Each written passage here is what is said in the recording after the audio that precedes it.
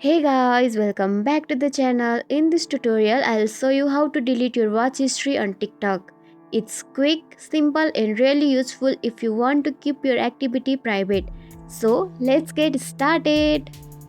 At first, make sure you have the TikTok app installed from the App Store or Google Play Store. Open it and log into your account. Now, go to your profile by tapping the icon at the bottom right and tap the three lines at the top right corner and choose Settings and Privacy.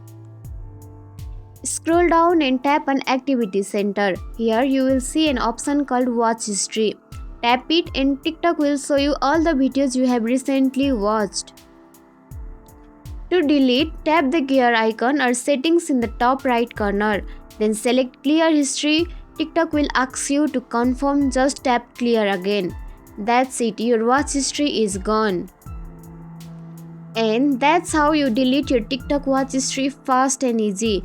If you found this video helpful, make sure to like, subscribe and tap the bell icon for more TikTok tips. Thanks for watching and I'll see you in the next video. Bye bye, take care.